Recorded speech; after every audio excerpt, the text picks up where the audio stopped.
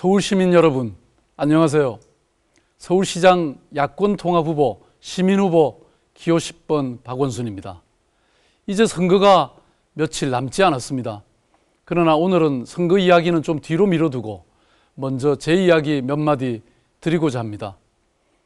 저는 지금부터 7년 전 40대 후반 나이에 젊어서 유언장 쓰기라는 캠페인을 한 적이 있습니다. 젊은 나이지만 그동안 살아온 삶을 되돌아보고 일종의 참회록을 한번 써보자는 것이었죠. 저도 아이들에게, 제 친구들에게 유언장을 썼습니다. 그런데 마지막으로 아내에게 쓰는 유언장만은 정말 쓰기 힘들었습니다. 몇 날 며칠을 고민해도 차마 글이 써지지 않았습니다. 바로 미안한 마음 때문이었습니다. 저는 평범한 가장으로 살아오지 못했습니다. 자연히 가장 노릇은 아내의 몫이었습니다. 아내는 집이 사라지고 가게의 규모가 줄어들어도 내색 한번 하지 않았고 항상 그 자리에서 저를 이해해 주었습니다. 부끄럽지만 그때 어렵게 쓴 아내에게 보내는 유언장을 몇 구절 읽어보겠습니다. 평생 아내라는 말, 당신 또는 여보라고 말 한마디조차 쑥스러워하지 못했는데 이제야 아내라고 써놓고 보니 내가 그동안 당신에게 참 잘못했다는 반성부터 앞서는구려. 변호사 보이면 그래도 누구나 누렸을 일상의 행복이나 평온 대신 인권 변호사와 시민운동가로서의 거친 삶을 옆에서 지켜주느라 고되었을 당신에게 무슨 유언을 할 자격이 있겠소. 그래도 적으나마 수입이 있던 시절 내가 다른 가족들이나 이웃, 단체들에게 그 돈을 나눠주는 것을 옆에서 말리기는커녕 당신 또한 묵묵히 동의해 주었소. 지금 와서 생각해보면 그때 조금이나마 따로 저축이나 부동산을 남겨두었다가 이럴 때 비밀스럽게 내놓을 수 있었다면 얼마나 좋을까 싶기도 하오. 그러나 후회해도 소용없는 법. 지금 우리가 살고 있는 아파트의 전세금이나 고향의 부모님들이 물려주신 조그마한 땅이 있으니 그래도 굶어 죽지는 않겠구나 이렇게 자유해보지만 그래도 장래 우리 아이들의 결혼 비용이나 교육비에는 턱없이 부족할 테니 사실 조금 걱정이 되기는 하는구려. 우리가 그랬듯 살아가는 동안 겪는 어려움과 고난은 오히려 우리 아이들을 더욱더 건강하고 강하게 만들 것이니 모든 것은 운명에 맡겨두는 것이 좋을 듯하오. 부디 몸조심하고 남은 인생을 잘 보내고 다음 세상에서 좋은 인연으로 다시 만나길 바라겠소. 감히 다시 만나자고 할 염치조차 없지만 그래도 당신 때문에 내가 이 세상에서 좋은 일을 많이 할 수 있었으니 나로서야 또 만나자고 할 형편이요 어떡하겠소. 다만 이 모든 것을 용서해 주오. 선거에 출마한 이후 저와 제 가족, 제 선친까지 납득할 수 없는 엄해와 흑색 선전이 쏟아졌습니다. 저를 헐뜯는 것이야 정치를 시작한 업보라고 생각할 수 있지만 저의 철하는 이유만으로 고통스러운 엄해를 견뎌내야 하는 아내에 대한 미안함과 죄스러움은 말로 다 하기 어렵습니다. 아내에게 미안합니다. 너무 미안합니다. 그래서 더 열심히 하려 합니다. 저에게 주어진 숙명 같은 과제들을 잘 해내려고 합니다.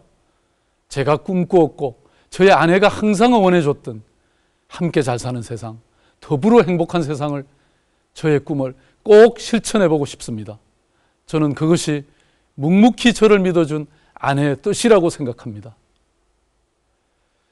어릴 적 어머니께서는 제게 이렇게 말씀하시곤 했습니다. 너 입에 밥 들어갈 때 다른 사람 입에도 밥 숟가락 들어가는지 살펴라. 지금도 그 말씀이 생생합니다. 대학에 들어가자마자 저는 19살 어린 나이에 독재 정권에 의해 양심수가 되었습니다. 변호사가 된 뒤에는 권력에 핍박받는 인권을 지키기 위해 싸워왔습니다. 시민운동을 하며 시민 여러분의 서명을 받아서 국민기초생활보장법이라든지 상가 임대차 보호법을 만들었습니다. 아름다운 재단과 아름다운 가게를 시작해 우리 사회를 더 사람 냄새나게 만들고자 했습니다. 이 모든 일들은 저에게 세상 사는 길을 일러준 어머니, 저를 믿고 지켜준 아내가 있었기에 할 수 있었습니다. 저는 어머니와 아내로부터 많은 것을 배웠습니다. 항상 믿어주고 항상 그 자리에서 지켜주는 아내의 마음이면, 나 이전에 남을, 우리를 먼저 보라던 어머니의 마음이면 우리 정치가 시민의 불신을 받을 일도, 서울시정이 시민의 고통을 외면할 일도 없을 것입니다.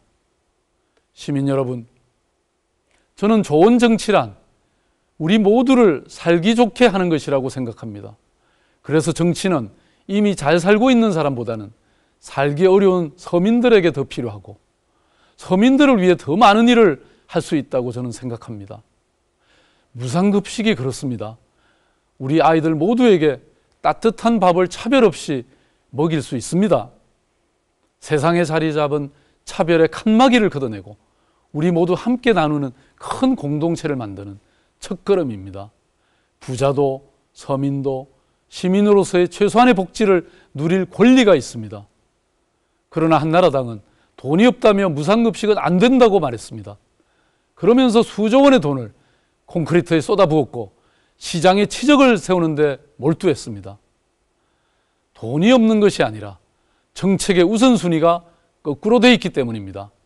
복지는 시민의 권리이지 시장이 베푸는 시혜가 아닙니다.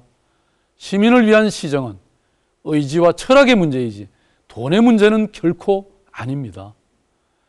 솔로몬 왕의 이야기는 우리 서울이 가야 할 길에 큰 시사점을 줍니다. 서로 자기가 엄마라고 주장하는 두 사람 앞에서 솔로몬 왕은 그럼 아이를 나눠 가지면 되지 않느냐 이렇게 말합니다.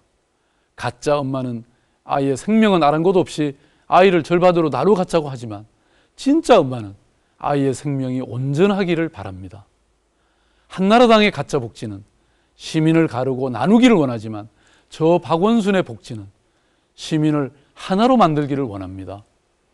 서울 시민들의 삶의 공간이자 생활터전인 서울이 시민을 위한 공간, 사람을 위한 도시로 다시 태어나는 것, 이것이 바로 새로운 서울입니다.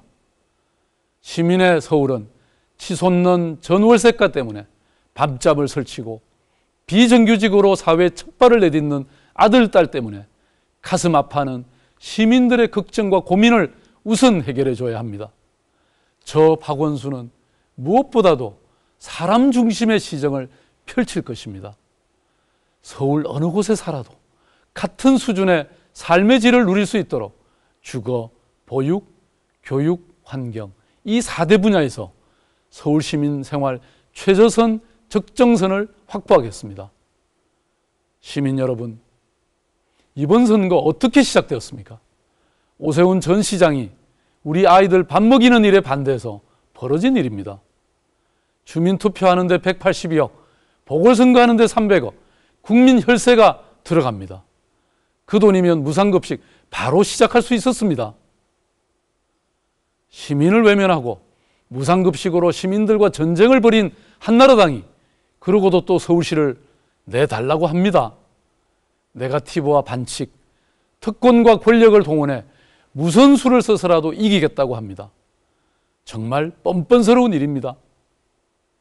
10월 26일 낡은 시대와 새로운 시대가 갈릴 것입니다.